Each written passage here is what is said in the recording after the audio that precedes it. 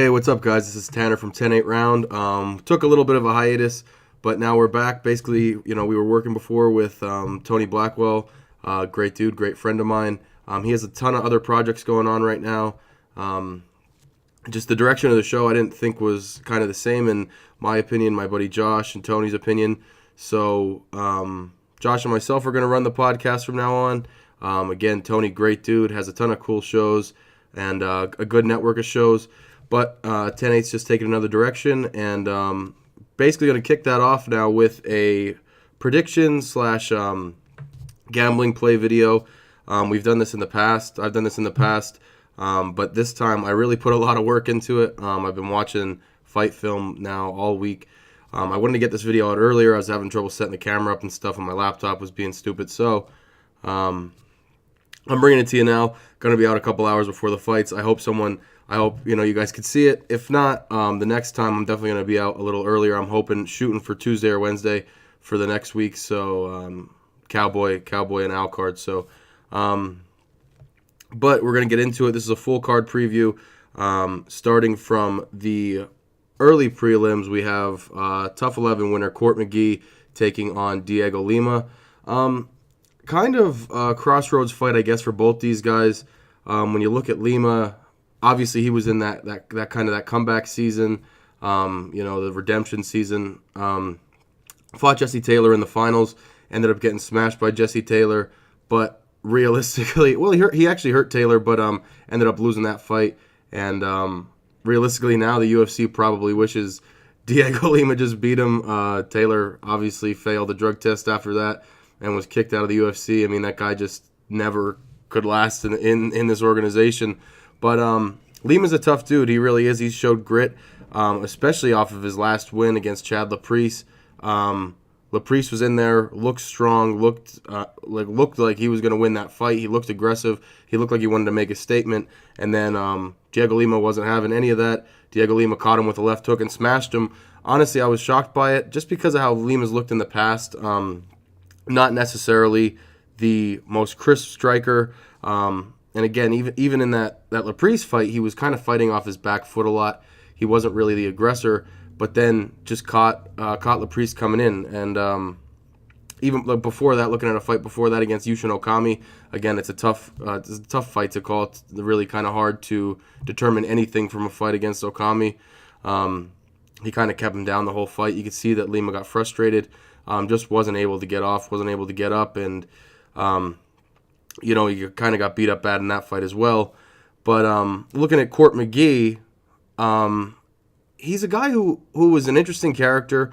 Obviously came off Tough 11. He won. He beat Brad Tavares actually in the semis, rear naked choke, and then beat Chris McRae in the finals. And then he just kind of went away, it seemed like. McGee, since December 2013, only has 6 fights. And he's 3-3 in those 6 fights, so not really active. But Court's a guy who can come out there. He's tough. He's durable. He has good striking, decent wrestling, and he's just up and down. Though it doesn't seem like Court really ever hit his stride in the UFC. Again, especially with the big layoff. Only 6 fights since 2013. I mean, that's just wildly inactive for somebody trying to make a name for themselves in this sport, in this division. But what I think Court does well is grind. If he has to, his wrestling is pretty good. He's able to keep guys down. He's able to control the pace of the fight, and his cardio is very good. And he could stay in there really with a lot of the dudes in the weight class. So against Lima, and I forgot to even mention this from the top, but I'm not going to restart the video now because we're 4 minutes in.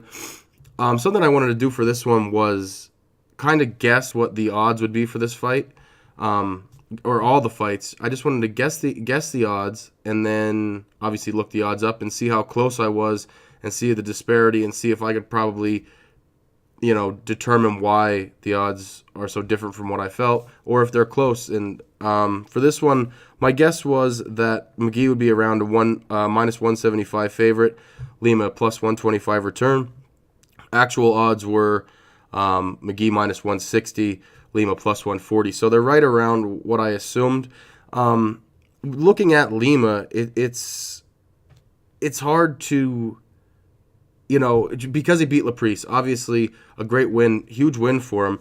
But he beats Laprise, he caught him with a left hook, and he knocked him out cold. But off of that win, is that really how he's looked in his previous fights? It's hard to say that he's going to go out there and put that same performance on against a veteran and a grinder like Court McGee. 8-6 in the UFC is Court McGee, and Diego Lima's 2-5. So again, it's just hard to say that Lima wins this fight. If I really have to guess what's going to happen, I think that Lima comes out early, aggressive, and then Court's able to just not really weather a storm. I don't think he's going to be tagging Court or anything. I just think that Court's going to be able to pick his shots. I think he's going to be able to wrestle, and then I think once that wrestling begins, and he's going to be able to grind Diego Lima for that full fight. My guess is probably Court McGee by decision. I don't have a strong bet on it at all. It's just, it's the first fight on the early prelims, but it's an important fight for both those guys, and hopefully it's a good one. After that, this is actually an interesting fight.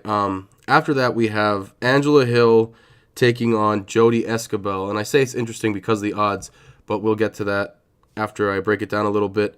Angela Hill's 8-6 overall, 3-6 in the UFC, and she's an exciting fighter, honestly, for the strawweight division. I think she's fun to watch. A lot of activity, ton of kicks, ton of punches, good in the clinch. Tends to struggle with wrestlers. Her wrestling's not terrible. Wrestling defense isn't terrible, but it's just probably not up to par with a lot of girls in the division. Again, she's a good volume fighter. Just throws a ton of strikes, and she has good kicks. She's a Muay Thai background, a bunch of good kicks. She'll go high, she'll go low, and she actually has a really low kick that I think is underutilized in a lot of her fights. But we will see what happens. She actually fought, I believe, Nina Ansaroff, and Ansaroff, she was working her low kick there, and she was connecting over and over, and Ansaroff just didn't seem to have an answer for it. And it was interesting too when Hill went back to her corner. Her coaches were telling her, that low kick's there, and she just didn't really agree. She said she kept getting countered with a teep kick as she was throwing it, so she just didn't agree. But again, if she could work that low kick in a lot of her fights, she just has a huge advantage to just eat up that lead leg, and of course land significant strikes in the process. And she'll be taking on Jodie Esquibel, who is 6-4, 0-2 in the UFC though. Super interesting thing about Esquibel is she has 6-4 overall and has 3 split decision wins. So a few of those fights, I believe, one of those fights I believe she won. The other 2 I think she could have came out in the other end of. So, 3 split decision wins with only 6 wins is fairly unimpressive, especially at this level in the UFC. And again, I was watching a couple of her old fights, and she really doesn't seem to set her strikes up well. She has power, it looks, but she just kind of throws looping punches. She doesn't necessarily set up.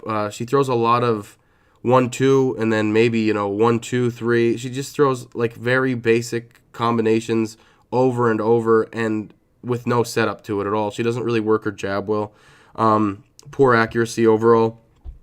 When she is being pressured, she tends to back straight up, which again is not good against a good striker like Angela Hill. Back straight up, keeps her hands low. I don't think she's on the same level as Angela Hill. I think that probably Angela Hill just pieces her up for 3 rounds and then gets the nod.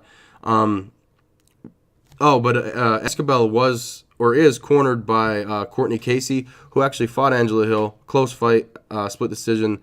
I think Angela Hill may have won that fight again. It was very close.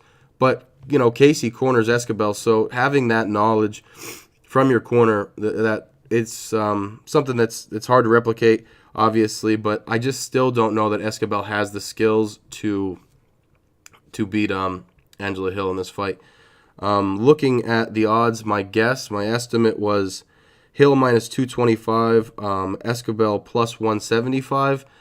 I think the odds now I'm talking about when I was reviewing this fight and watching the odds, they were around there, around maybe Hill was about a minus 250 favorite. I guess minus 225. I just checked this morning, and Hill was a minus 550 favorite, which is an unbelievable line movement, especially for mixed martial arts. Someone dumped a ton of money on Angela Hill, or a bunch of people dumped money on Angela Hill, and again, now minus 550 favorite, just something you don't really see, an odd movement like that, especially over the course of a couple days. So we'll see what happens. I think Hill gets the win. I liked her actually as a bet earlier, but now with my minus 550, there's just absolutely no value in it. And in my opinion, there's really no value coming on the comeback on Jodie Esquibel. It would probably be a split decision if she won. I mean, you can't really call it a split decision, but a close decision if she won. I just think Angela Hill has more tools and probably gets the nod there pretty easily. I could see her, winning every round, 30-27, possible 29-28. But yeah, I like Hill to win that fight relatively easily. And then moving on to the last fight on the early prelims, we'll see a veteran in Jim Miller taking on not a newcomer. He has 3 fights in the UFC, but a younger opponent in Jason Gonzalez. So Jim Miller's a guy who obviously doesn't really need much of an introduction. He's been fighting in the UFC for so long. 10-12-1 in the UFC. I was a little surprised by his record actually in the UFC, but 29-13 overall, 10-12-1. And again, if you're a fight fan, you know the book on Jim Miller. I mean, he's a great wrestler. Good submissions. I mean, he's really exciting. Beat Gomi, Castillo, Joe Lazan, Yancy Medeiros actually. So he has a list of good opponents he's defeated, but he's also, when it came to the top competition at 155 pounds, Miller always, he seemed to fall back. Looking at guys he lost to like Pettis, Dustin Poirier, Michael Chiesa, and Donald Cerrone. But he's just kind of a staple there as, a good fighter. Like a litmus test for a lot of young guys is Jim Miller. Can they beat Jim Miller? And you can. Obviously you can. He's been beaten. But he tends to rise to the occasion. I think Miller's an interesting fighter, especially at this point in his career. You know what I mean? So many UFC fights, 23 UFC fights, and you're taking on a guy with 3. So it's kind of like a point for Jim Miller. Like if he loses this fight, he's probably thinking more about his exit from the sport. You can't lose to a kid who's 1-2 in the UFC and then expect to really kind of catapult from there. And he's done so much already. I feel like it would be, he doesn't need to do much more in the sport. He's been around, he's been there to watch, and he's a fun fighter to watch, in my opinion. But again, Jim Miller is taking on Jason Gonzalez. He's 11-4 overall, 1-2 in the UFC. I watched a couple of his fights, man. He is super interesting. The dude is just like a wild striker, absolute, like just crazy punching, and he'll go after anybody. Had a fight with Gregor Gillespie actually and knocked him down, and that was interesting to see. Like Gregor's been so dominant, especially now in the UFC, that watching this kid knock him down, it's like, oh shit, he is, he has hands. He's he could be a contender coming up, and he ended up losing that fight obviously, but he's fast. He has good scrambles. He's always working. He has a good dart stroke. The kid's always working, always trying until he just gets to a compromised point and he just can't really continue anymore. Again, 1-2 in the UFC, 11-4 overall. Who knows? Like, who knows with this kid? Again, like I said, drop Gregor. Like if you'd be like, if you drop Gregor Gillespie, obviously you end up losing that fight. But it just shows, he has decent power, decent accuracy, and now you're going against a guy in Jim Miller. It's like, well, he could probably drop Jim Miller, right? And I think that he probably could. But my odds guess for this was Miller minus 145, Gonzalez plus 125. The odds were almost exactly that. Miller minus 150, Gonzalez plus 130. Now, I have to say that I think that Gonzalez is a decent dog pick in this fight. Like, I think he's a live underdog, and it shows. It's close odds, but I think that he has a legitimate opportunity to win the fight. Jim Miller is not in his prime anymore. He's getting older, and I think that if Gonzalez catches him, he could hurt Jim. He could put him away. Again, has a good Darce choke. He's long. He's tall. Long arms. So we'll see. We'll see what happens in the fight. But again, I gave Jim Miller the nod as a favorite just because of that veteran savvy. Like, he's been in there so many times. He has great wrestling, and he's a guy who could weather a storm, really. So, if I really had to guess what's going to happen, or at least what the odds makers think, I feel like they see a Jim Miller decision. I can't disagree with them necessarily, but I'm not surprised at all if Gonzalez puts Miller away quick. Like, it's just one of those things that can happen. It's definitely something that you have to look out for in this fight. So that would be the end. The end of the early prelims, and then moving on to your next set of prelims. You have a very interesting fight, in my opinion. It is Gilbert Burns versus Mike Davis. And sorry, there's a lot of wind here, and I thought something happened in front of my house, so I just paused the recording quick. But so the next fight, is Gilbert Burns versus Mike Davis. Gilbert Burns has been in the UFC for a long time now.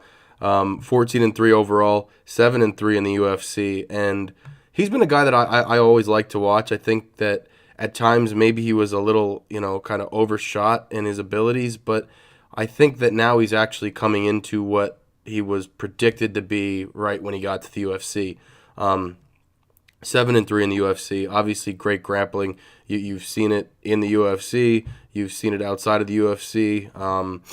World Cup in Abu Dhabi, got gold, ADCC's bronze medal, World Jiu-Jitsu Championship, gold and a silver, and the No-Gi World Championships, 2 gold medals. So his jiu-jitsu is serious. Obviously, his opponents know that. And, Gilbert's not a guy that you want to take to the ground, but we've seen him now develop his stand-up game. Looking at some of his older fights, Michel Prazeres versus Gilbert Burns, that was a decision where Burns ended up losing the fight. It wasn't, a great fight for either of them. Prazeres, in that fight, I remember him saying he wanted to get a finish. He obviously wasn't able to, but, Burns is a tough guy to finish. Burns was actually, I think, a slight favorite in that fight and ended up obviously dropping the decision. Prazeres was tough. I think if they fought again now, I think that Gilbert Burns probably gets that win. But it was just that, Burns was kind of on his back foot a bit. Prazeres was kind of overextending on his strikes. He kind of kept Burns away. And again, at the end of the day, it was a decent fight, a pretty clear win, I think, for Prazeres. And, Gilbert Burns then, he's... I believe it was his first loss in the UFC. I hope it was his first loss in the UFC. But then you have to come back and refocus from that. He fought then Jason Sago, just completely destroyed him. I think Dan Moret then after that and just was winging just wild shots at him, caught him with an uppercut and just put him away. Then the fight that I think was really important for Gilbert Burns was against Aubin Mercier.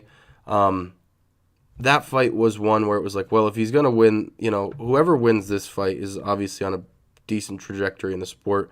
And, OAM kind of came in and he was really aggressive. He had good forward pressure against Burns. Burns was just kind of waiting. And then he just hammered OAM with a left hook, put him down. Looked like he was probably going to finish him. Didn't end up finishing him in the first round. And then, the second round, it was active, nothing super significant. Burns ended up stunning OAM with the right later in the round, but again, nothing crazy. And then in the third round, it was kind of just all Burns. He kept the fight in the ground. He grinded out the decision that he needed and ended up beating Aubin Mercier, who's a good opponent. So looking at that fight, it just shows kind of his evolution, especially the fights before it, like against Sago and Moret. Like his striking has just evolved so much because he doesn't care if you take him down. He never has because of his jiu-jitsu credentials are just insane. So when you're fighting a guy like that, it's kind of, it's difficult. You have to do it one way. You have to do it on the feet. Obviously, we saw against Dan Hooker, he did do it on the feet, and he just kind of kept blasting Gil and eventually put him away. But Gilbert Burns is taking on a guy who's debuting in Mike Davis. Davis is 7-1. I watched a couple of his old fights. Decent kicks. Oh, he fought on, if I am not mistaken, he fought on the Contender Series, I believe, against Sadiq Youssef, which was interesting because Mike Davis was a considerable favorite in that fight, and Sadiq just beat the hell out of him, honestly. He had good kicks. He left himself open for counters too much, in my opinion. Kind of threw wild. Sadiq was throwing wild too. Again, on that, I love the Contender Series, by the way. But on that show, you're trying to make an impression. So they were both kind of throwing crazy shit. But he got caught a couple times by Sadiq, and Sadiq beat him up pretty good. But again, it's his debut in the UFC. Anything could happen. I looked up the odds for this fight. Well, my guess odds actually, I guessed minus 550 for Gilbert, plus 300 return on Davis. Again, there's really not much of a tape on Davis to this point. Gilbert Burns has fought 10 times in the UFC, and he's won 7 of them. So definitely Gilbert has the advantage in this fight against a 7-1 guy debuting. But they actually didn't even have an odds on this fight. At least at the time I made this video, there were no odds. So it's hard to say. There's really no value betting on this at all unless you're going to do a small play on Davis. I don't think he has a real shot to win. I mean, obviously anyone has a chance to win. But if you're looking at it, I think probably Gil. I honestly think Gil should take him down to use the jiu-jitsu, but I think Gilbert's probably going to stand with him. I could see Gil knocking him out early in the first, maybe the second round. Shouldn't be really much of a test at all for Gilbert. And we'll see what happens. Again, anything can happen in this sport, but in my opinion, he's going to have this fight in the bag. So moving on from that, Carla Esparza, 13-6 overall, 4-4 in the UFC, was set to fight Livia Souza in this fight, but pulled out. So there's a replacement by Virna Jandiroba, who has fought in Invicta a few times, was the champion there. Again, though, back to Esparza, 13-6 overall, 4-4 in the UFC, ranked 9th currently. Coming off back-to-back defeats against Claudia Galdea and Tatiana Suarez, which I am unbelievably impressed with Tatiana Suarez. So that loss to me doesn't really hold much weight. I think Suarez is just an unbelievable wrestler, and she'll be the champion very soon. She just absolutely mauled Carla. Carla didn't have much of a shot in that fight. But looking at some of her wins, do a little highlight of Carla. She beat Cynthia Calvillo. That's a good win. Maria Moroz beat Rose Namajunas in the finals. So that's something that you have to definitely, give her credit for. I think Rose is a different fighter from then. I think she's probably a different fighter from then as well. But, she beat her in the finale. So has that big win over the current champ. Then she fought Randa Marcos, lost a split decision to Randa Marcos. I thought that was a fight that she'd probably won. It was obviously close. It was a split decision, but I think that she probably beat Marcos. But when you're just looking at Carla Esparza, what she does well, her wrestling's her bread and butter. Her striking is okay, nothing to write home about for sure. But her wrestling is her game. And when you look at her opponent now, it makes it for an interesting matchup because Virna Jandiroba is very good at jiu-jitsu. I only watched a few of her fights in Invicta. Her last, I believe it was her last fight against Moranjan. On the feet, they both kind of looked a little stale. Moranjan reminded me of like a Betch Correia character who just kind of was plodding, very heavy, just kind of forward and didn't really throw any strikes. So, and then Jandiroba was able to get her down and just had a very aggressive ground attack, good ground striking, but she's just looking to set up the submissions. Again, this is a hard one really to determine a favorite or how much of a favorite someone should be.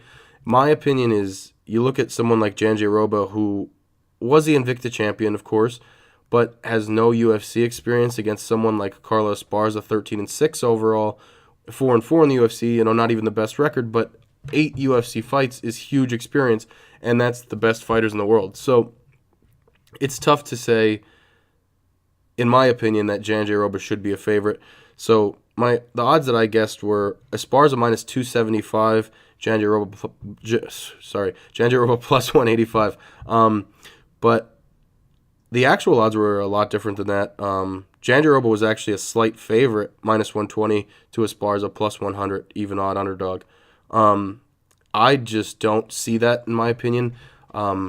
I know that Jacare Roba has a good ground game, but especially with Carla's base being wrestling, I could see if Carla was like a boxer and she could just keep getting taken down over and over again by Jacare Roba, but I just don't see that happening. I think that Carla's wrestling is good enough. I think she knows she needs to string some wins together, especially after that loss to Suarez. Like, she looks like she could be on her way out of the UFC if she keeps losing 2 in a row. Lose this fight, you're probably on your way out. She needs this win. I think, honestly, just even skill-wise, I think she's probably better. I think she's definitely better on the feet, probably a better wrestler. So I actually really like Esparza in this fight. I think betting-wise, again, I had her a minus 275 favorite as a guess, and it's not even close to that. So I think there's definitely value on Esparza in this fight. We'll see what happens, though. The next fight on the prelims is Andrei Arlovsky versus Augusto Sakai.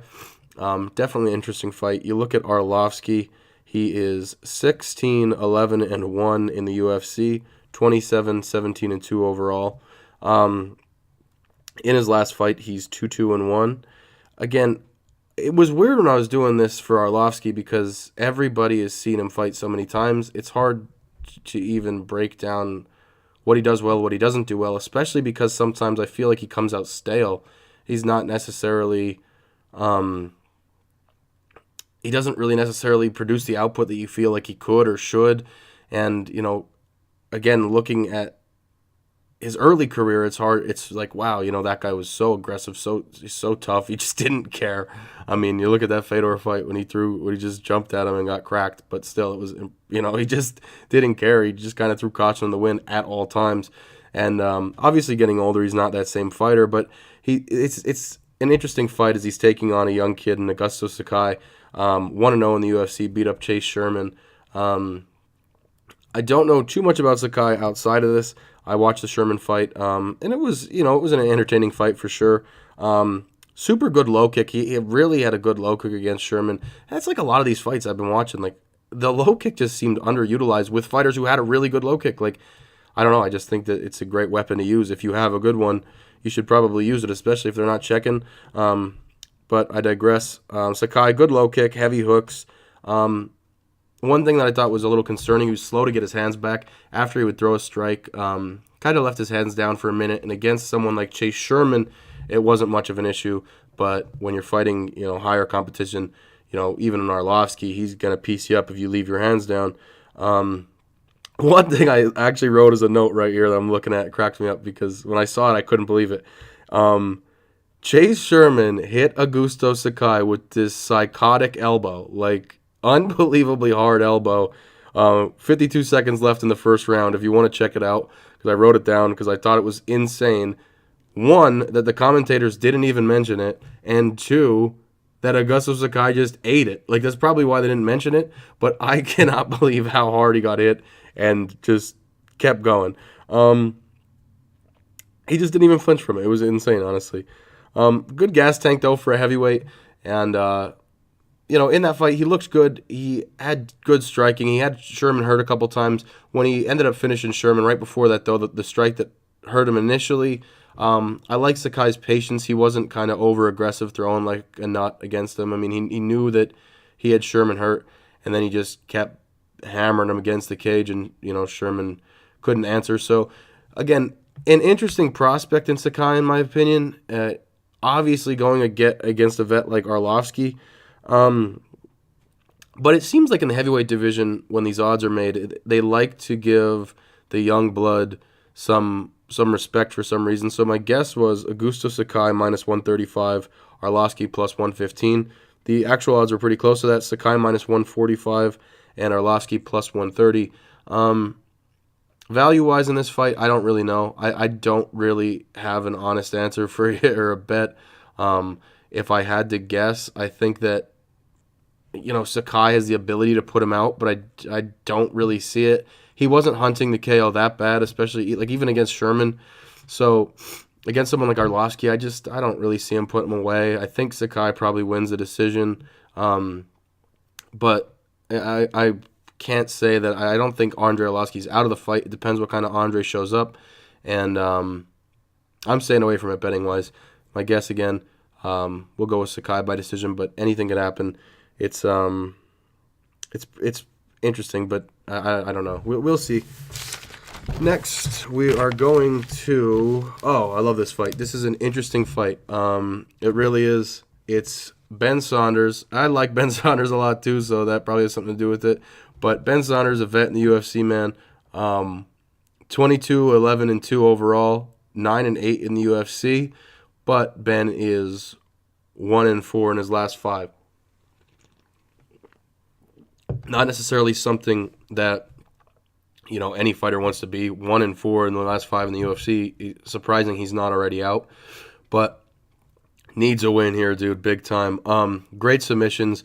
We've seen Ben so many times too. The way he just pulls rubber guard on the ground is interesting. I cannot remember that guy's name. I think it was Kenny Roberts or Kenny Robertson when he fought Ben Saunders, and he kept taking Ben down, and Ben just put him in the rubber guard and beat the hell out of him for 3 rounds and ended up winning the split decision. I thought he won the fight because literally Roberts was just in rubber guard the whole time, and Ben Saunders kept cracking him with punches and elbows. So that was a funny fight. But regardless of all that, great submissions. The rubber guard is a good way to neutralize someone on top of him, obviously. I think he also super underrated clinch. When he gets in there, man, he just doesn't stop throwing knees. Good clinch knees. Good uppercuts, strikes from the clinch. He definitely has decent power, but that's also his kryptonite. It seems to be his power punchers. Obviously, he has the ability to get KO'd. He's been KO'd a few times. And Lyman Good, that was a fight I was trying to think of. Sorry. When he fought Lyman Good, I actually rewatched that fight, and early in the fight, Ben cracked Lyman Good. Nothing crazy. He didn't fall over. He didn't really even super stumble, but you could tell that, the shot stunned him. And obviously Saunders wasn't able to capitalize and put him away, and he ended up getting cracked by Lyman. But his power is there, is all I'm trying to say, really, is he certainly isn't unable to fight in the feet. So I know he likes it on the ground. I know that, he wants to get his jiu-jitsu game running. But on the feet, man, Ben's pretty good. But his opponent this time is Takashi Soto, who is 14 and 2 overall. I watched a couple of Soto's fights. Nothing wildly impressive to me, honestly. 14 and 2 seems very good. I watched a fight against a guy, Matt Vale, who really just, it was a good fight. Matt Vale, I think, was 10 and 2 going into it. Soto was 14 and 2. Or not 14 and 2, sorry, 13 and 2, I guess was the last fight. But, Vale hurt him in I believe in the second round. Soto hurt him in the first, Vale hurt him in the second. It was a really good fight, fun fight to watch if you're curious about it. But just then Vale took his back and just wasn't really able to get the finish. If this happens with Ben Saunders, say Ben Saunders cracks Soto and puts him down, he'll finish him. He'll finish him from where Vale couldn't. So I think that kind of is just stuck in my head since I watched it. He's kind of a patient fighter. But when he gets on the ground, if he's on top on the ground, good ground and pound. He's accurate striker, but just, it's hard to get past the low-level competition. My guess was Sato minus 155. Ben Saunders plus 130 was my assumption. It's a little different than that. Sato was minus 190, and Saunders was plus 165, so better odds on Saunders. And honestly, I know I'm a Saunders fan. It's I've said it before, but I truly believe that from what I've seen from this guy against low level competition, I don't imagine Saunders having trouble with him. Saunders is a veteran. I think he has good straight punches. Honestly, if Soto wins this fight, I think it's probably a good straight punch that rocks Ben Saunders and he finishes him. But with Saunders' height and his jiu-jitsu, I just think this is a bad matchup for the kid, and I think Saunders could really come out victorious and kind of spoil this kid's debut. So it's something to stay tuned to. It's definitely an interesting fight in my opinion, but that's the last prelims, and it's the last prelim for a reason because it's probably going to be exciting. So we'll see what happens with that fight. And leading up to the main card. First fight on that main card is Roosevelt Roberts versus Thomas Gifford. This is an exciting fight for me just because I think I watch UFC all the time. I have a horrible memory. It's unbelievable. I can't remember anything. But I went back to watch a couple of Roberts fights, and I was just super impressed with how good he was. Started on the Dana White's Contender Series. Good takedowns, good top control, good striking. Everything is very crisp on this kid. Has a sick guillotine, like an unbelievable guillotine. He could just put anybody out with it. In his debut, actually, he had the guillotine, and the guy he was fighting was jumping off the side of the fence. Like, he had him held horizontally, and Roberts was just choking him. And it was just, it was something crazy to see. But just this kid, I mean, again, 7-0, so it's hard to, I don't know, it's hard to determine where he's at in his career. He looks good, but who knows? Who knows at this point if he really is as good as people think he is or as people say he's going to be. So he's fighting a guy who's a veteran too, and his name's Thomas Gifford. Hasn't fought in his UFC debut, but he is 17-7. So he's obviously he has a lot of fights. I watched a couple of his old fights outside of the UFC. He kind of has like a Muay Thai stance. It seems like he seems very patient. Decent offense, nothing insane. He didn't seem, in my opinion, for the fights I've watched, to put some like a crazy pace on anybody in the striking department. Anyway, looked a lot better on the ground. Has a really good guillotine. Actually, has a couple submissions by guillotine. But there's not a lot of film on him either, so it's hard to get a really good grasp of how good Gifford could be or what he could do. So, but his last fight was insane. He fought a guy who was 2-0. Came in, they were kind of banging at it, and Gifford got him in this deep armbar, and the kid wouldn't tap out.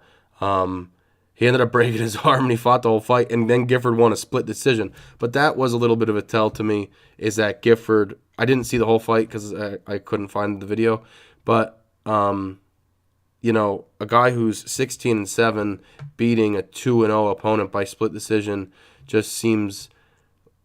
I mean, maybe the 2-0 guy's very good. I'm not sure. But I'm just saying, it just seems like maybe not ready for UFC competition. Could be a journeyman in the UFC. Who really, or gatekeeper in the UFC, who knows? But my guess, I'm pretty high on Roberts. I think what we've seen him so far has been very impressive. My guess, though, was minus 275. Gifford's plus 225. I just gave Gifford a little bit of a credit again for the experience, but I truly believe that Roberts probably puts him away. And then the actual odds were heavier than I thought. Roberts was minus 385, which I said 275, so almost 100 points away from where I had him. And then the return on Gifford plus 320. So they're actually giving Roberts a lot of credit as well. He looks good, man. He looks good. It's an exciting fight. It leads off the main card, which I'm excited about because otherwise, a lot of people wouldn't really even know who Roosevelt is. So I'm looking forward to that one. I think it could be a fun fight. After that one, we have... I messed up the order of these when I was doing this. But we have then John Lineker versus Corey Sandhagen, which... honestly, is a pretty interesting fight, especially, Lineker's been in the UFC forever, 31-8 overall, 12-3 in the UFC, and then Sandhagen is 3-0 in the UFC, so 10-1 overall. So it's, it's kind of a clash against two guys on different spectrums, really. But Lineker, like I said, 31-8 overall, ranked 8th in the division. If you haven't seen Lineker fight, I would be shocked at this point if you're even watching this video. He's fought 15 times. But just kind of a wild striker, has unbelievable KO power.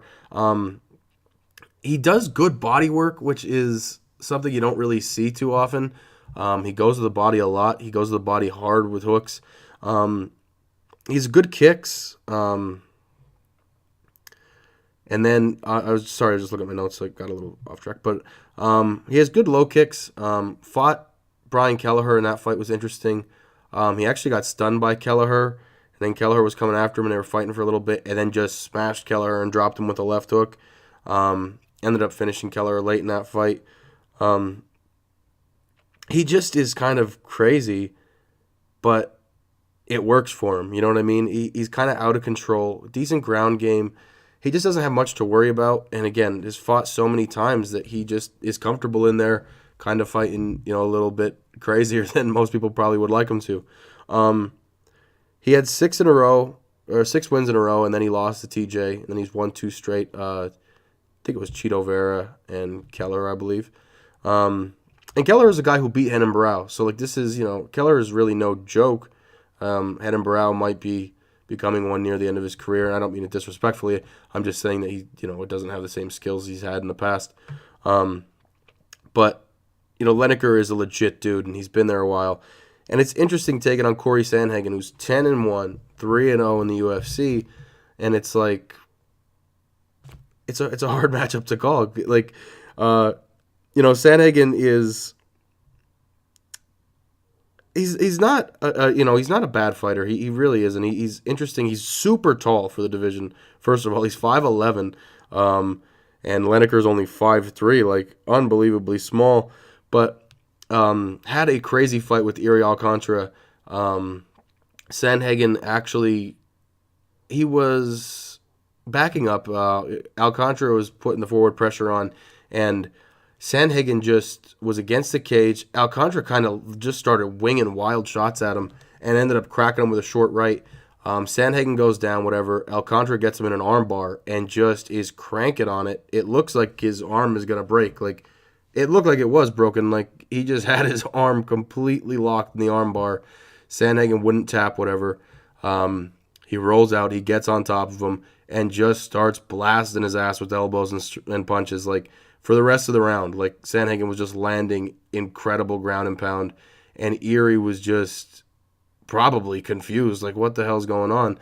But he just continued to crush him, and for the duration of the first round,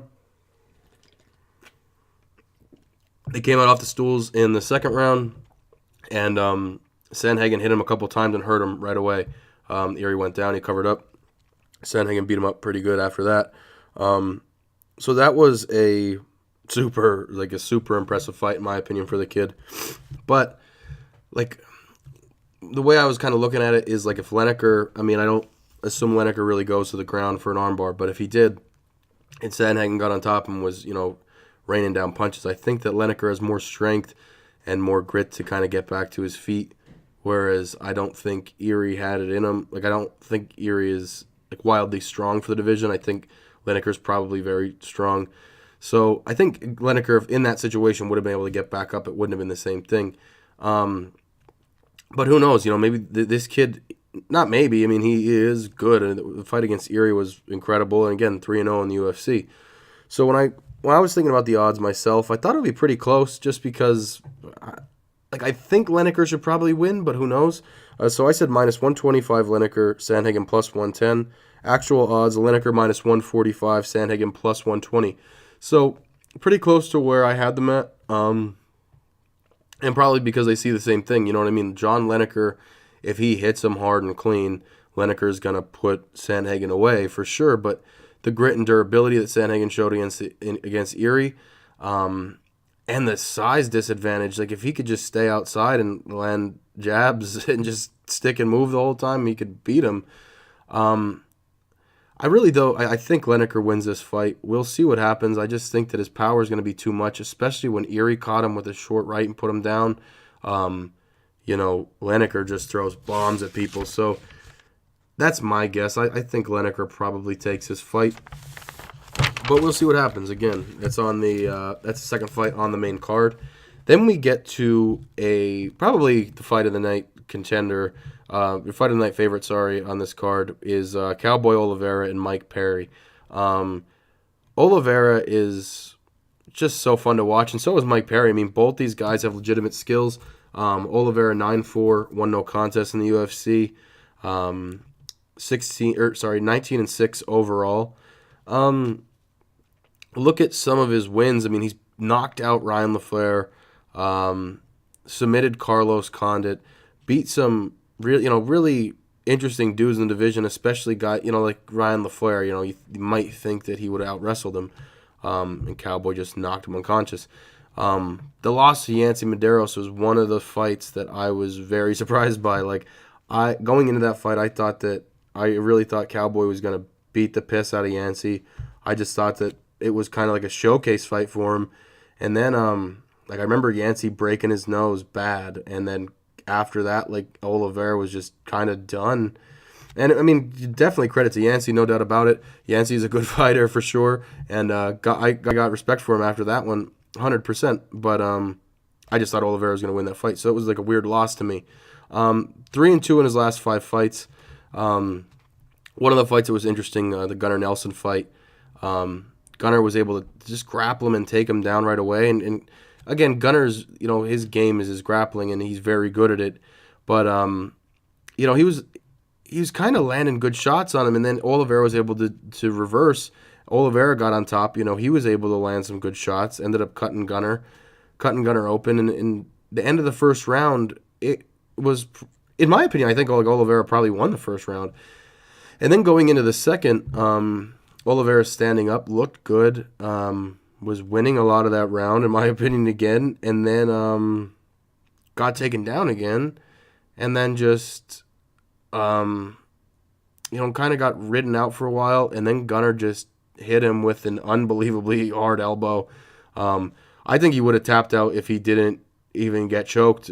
I don't even know that it was in for a second. Like, he got hit with this elbow, and the blood that was squirting out of his head was insane. It really was. But he's a tough dude. He got caught with the elbow, got choked, he got beat. Gunner's tough too. But a fight like that, it was something that's the one where you think maybe Alex is gonna catapult into the next level. But it didn't happen that way. You look at his fight with Carlos Condit. Condit looked decent in the fight early, but Alex looked really confident in that one. His footwork was good early. His movement was good. He was able to, land a couple good shots. But then even that one went to the ground, and Condit was on his back, and it looked like Condit was almost going to choke him out. And then, Cowboy ended up choking him out. It was exciting. This guy is always exciting, in my opinion, and that's why I like watching him. He just never really has a boring fight, and I expect this one to be fun too. Looking at Mike Perry, he's another guy who I enjoy to watch. 5-4 in the UFC, 12-4 overall, 2-3 in his last 5. Looking at Perry, I remember his debut when he fought Hung Yoon Lim, and Lim was supposed to be like this next big thing, and Perry just kind of came in there and beat the shit out of him, right? And everyone was like, who is this guy? The tattoo on his face, kind of bad attitude. And he came in and just beat Lim up and knocked him out. And everyone's like, oh, God, this guy, is for real. And then, obviously, tough fight. Ponzinibbio is very, I don't even know if I could say underrated anymore. I feel like he's a tad underrated. But, has a couple tough losses. Cowboy, it was actually a fight that I thought he would lose the Cowboy fight. I thought that was one where he's getting a little too much credit just because of Cowboy's a vet in there. Mike Perry's good. He's fun to watch. He has good striking, but Cowboy's just too slick and too good in there. But regardless, though, looking at things he does well. Just great power punching. Fun to watch fight. He's open to the leg kick. Sorry, it's not a thing he does well at all. He's very poor at. He kind of leaves his leg open there to get kicked, and I think that Cowboy could take advantage of that. He doesn't seem to check many kicks. Leaves himself open for subs in the ground and scrambles. Like the Cowboy fight, it just seemed like, not necessarily like he didn't know what he was doing, but when Cowboy got into good positions, especially dominant positions, it just seemed like Perry kind of let it happen. He didn't he wasn't urgent to get out, which was interesting to me to say the least. And then the armbar at the end was just very slick by Cowboy. It was a really good armbar, but Mike Perry's a little green yet, in my opinion. 5-4 in UFC. I mean, he has 9 fights, but he just skill wise, great elbows. The fight with Alan Jobam was good. He lost though, a close one, but against Ellenberger, he knocked Ellenberger out hard, like big shot knocked him out, and it's just he is up and down, obviously, but he has he has a ton of potential, and we'll see what he does in the UFC. I hope he has a long career here. Honestly, I think he's a lot of fun to watch, but in this one, I think Cowboys probably be the favorite. I had him listed at -175. I had Perry at +135, and that's exactly what the odds were on the website. So, just looking at why I think it's that way, I just think Cowboy is more versatile in this fight. I think he can be knocked out by Perry. I mean, I don't think it's impossible, but I think the path of least resistance in this fight is probably for Oliveira to get it to the ground and then work on top against Perry, look for subs, work your ground and pound, and just look to get him out of there.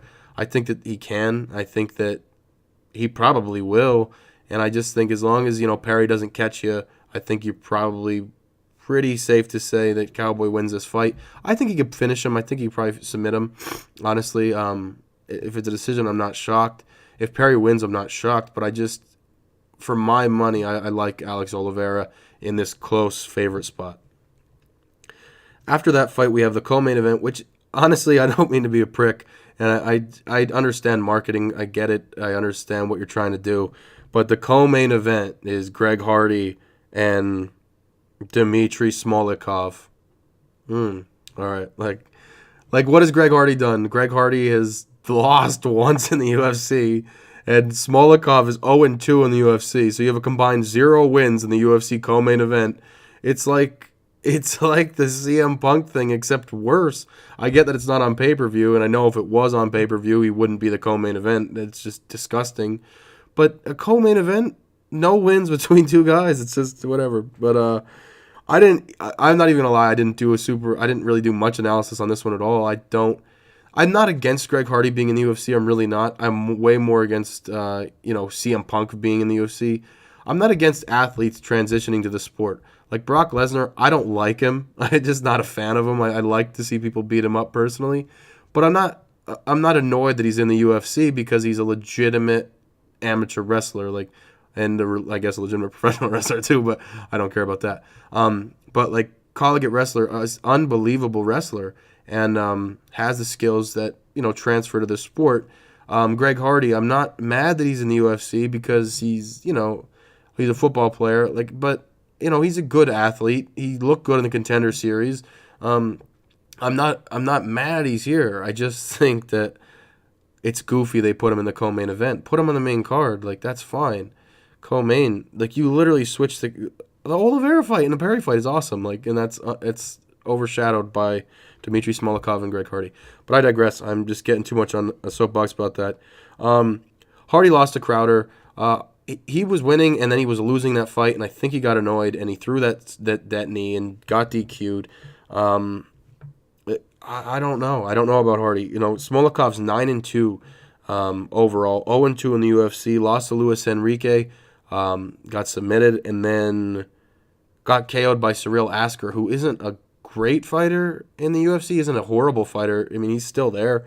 He's just kind of there, and beat the shit out of him.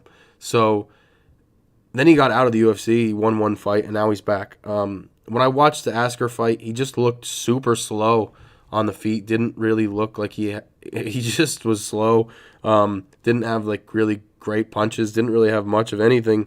Then he was taken down by Asker, and he just threw rapid punches from the ground, unbelievably quick hammer fists from his back, which were super ineffective, and just not I don't know. Doesn't look like a good polished fighter. Definitely not UFC co-main event worthy, but neither is Greg Hardy. So here we have, the UFC money machine, the UFC shit show taking over, and they're in the co-main event. So I was guessing the odds. I don't even know. I don't know at all. Like, I didn't have a really legitimately good guess. I said Hardy probably minus 450 just because people think he's going to win. And I think I think he probably will win. Like, I don't know. But minus 450 plus 330 return on Smolikov. And it was minus 310 plus 260 return. So they're actually giving Hardy less credit than I am, which I was a little surprised by. But I guess in the same respect, when I said, like, I'm really not even giving Hardy credit. I just don't know. I just assumed the betting public would be more high on him, and maybe the odds makers would have given him more. So I'm giving him more credit. So I don't really know. I don't care about that fight that much, to be honest. Like, I don't want Hardy to lose or anything, but I just don't really care. But the main event is wildly exciting. You have Jacare Souza, just incredible fighter in the UFC, taking on some guy who kind of came out of nowhere in some respects, Jack Hermansson. Souza 26-6-1, no contest, 9-3 in the UFC. Lost to Robert Whittaker, the current champ. Lost to Kelvin Gastelum, and lost to Yoel Romero. Interestingly, though, other than his loss to Whittaker, where he got TKO'd, his other two losses were split decisions. So, could be 11-1 in the UFC. Could be 11-1 with one loss to the champ. So, interesting. Anyway, he's 3-2 in his last 5 fights. Again, 2 of those split decisions just happened. And the Kelvin fight, it was super close. I'm not mad that he lost. Like, I don't think I think he won, but whatever. It was a close fight. Like, people were bitch about it, but it was what it was. The Romero fight, I thought was probably a tie. I thought Romero probably got a 10-8 first, and then then I think Souza probably won the second and third because Romero didn't do anything after the first round. So that's where I was at with Souza in his decisions. But looking at his skills, I mean, he this is a super interesting fight in my opinion because you do not want to take Jacare to the ground. It's abundantly clear. You don't want this guy on his back. You don't want this guy anywhere on the ground. You don't want him on top of you on the ground. You just don't want him in the ground and you to come in contact at the same time. Like, it's just not something that you want to deal with. But then you look at a guy like Weidman, who's a good wrestler, but didn't want to take him to the ground, and then he's standing up with him, and then he gets knocked out. Jacare knocks him out with the weird right hook, the weird knockout too, but just, he doesn't care. Like, he could throw as hard as he wants on his feet, kind of like Gil Burns, because if you take him down, like, what's going to happen? You're probably going to get smothered. I mean, World Jiu-Jitsu champion, literally the World Jiu-Jitsu Championship, 8 gold medals and 2 silver medals, 10 medals. Like, this guy can fight. But we look at Jack Hermansson, and he is 19-4, 6-2 in the UFC. Aggressive fighter, really aggressive start. Versus David Branch, his last one in Philly. David Branch landed a good takedown, and then he has this weird guillotine where he leaves their arm in on purpose and then grabs the neck, and he did it twice in the UFC that I've seen, possibly even more, just 2 that I remember. He did it to Branch, though, and just has a great squeeze on an arm in guillotine. But everybody that Hermansson fights and has success against, he seems to go to the ground. And, it's a great strategy. If you're great in the ground, go to the ground. But this is where this fight becomes interesting, is because do you really want to take Jacare to the ground? I don't know. I don't know what's going to happen. That's why the UFC is fun to watch, and that's why it's exciting. My guess for this fight is that Jacare, I don't know, probably, it's a 5-round fight. Who knows? I'm really not sure. I just think that Jacare is a better skilled fighter. I look at Hermansson, who he's lost to in the UFC. He lost to, I think, Cesar Fueda, and I had it before and I lost it. I think Thiago Santos. So one loss really isn't that bad. The other one is debatably bad, but against a submission guy, so that's interesting to say the least. Hermansson's submission game's good, but Jacare's never been submitted, and I can't imagine him submitting Jacare. I could imagine Jacare submitting Jack Hermansson. I don't see Hermansson knocking him out in the feet. I mean, even a lot of his TKOs have come from ground and pound TKOs, like Alex Nicholas fight. Hermansson just took him down and beat the shit out of him. Like, that was what happened. So It's an interesting fight. It really is. My guess in the odds, I had Jacare minus 325. I thought he would be a pretty considerable favorite. Hermansson plus 250. But Jacare is only minus 200. Hermansson plus 160 in this fight. So definitely surprised by that. I think that I'm surprised he didn't get more respect, just considering what he's done. Again, 9-3, but his 3 losses are against world beaters. Hermansson's 2 losses are against middle of the pack competition. I mean, Santos is a little different, but not the same quality of opponents either way, even wins or losses. The David Branch win was very good for Hermansson, but it was not telling. It wasn't really telling him much. It was telling that he could get people to the ground easily. It was telling that he has a really good arm and guillotine, but I don't see that really working against Jacare Souza, and we'll see tonight. If I really had to give a prediction, I would say Jacare probably. I'm going to go Jacare knockout round 3. I just think that Hermansson's not going to try to take on. I don't even know that Jacare is going to try to take him down. I just think he's going to throw those shots from the feet, and I think he can put him out. So I'm going to say Jacare knocks him out.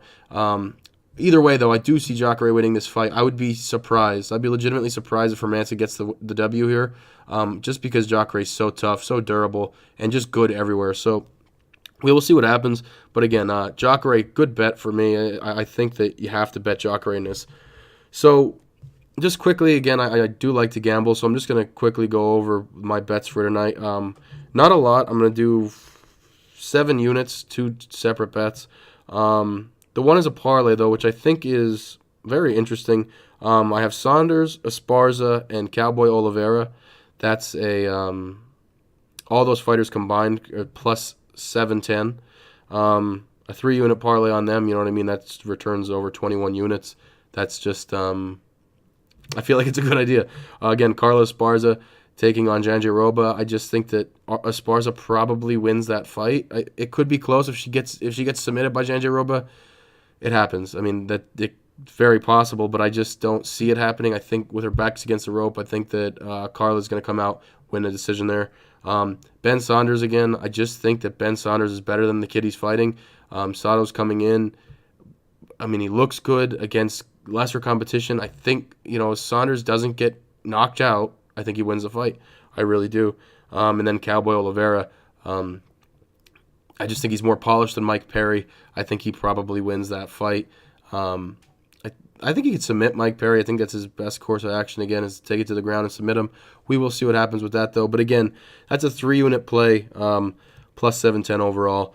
And then my other one is just Jacare at minus 200. Take it for 4 units. Returns 2 units if you win. I just don't see why not. I think Jacare, honestly, is probably... He seems like he should be such a higher favorite, in my opinion. And, even 320... I always said minus 325, and that was being kind. At minus 200, I just don't see how you... I don't see how you leave that go. And I'm just rolling with Jacare big time here. So... we'll see how he wins. I don't see any way Hermansson wins.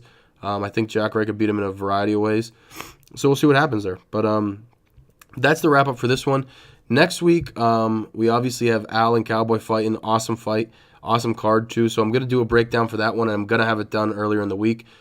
This week, I just decided on Monday I want to do it, and I started it kind of late, but I did watch a ton of fights. I've watched a ton of film. It's not like I'm just coming in here talking shit. I watched a lot of their last few fights, and 10-8 rounds definitely going to make a comeback.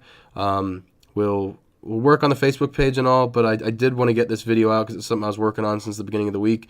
So hopefully you guys enjoy it. Hopefully you guys can see it before the fights. I know we're running a little late, and I do apologize. But next week, look early in the week. I'm going to have another prediction video up, and I appreciate you guys. Take it easy.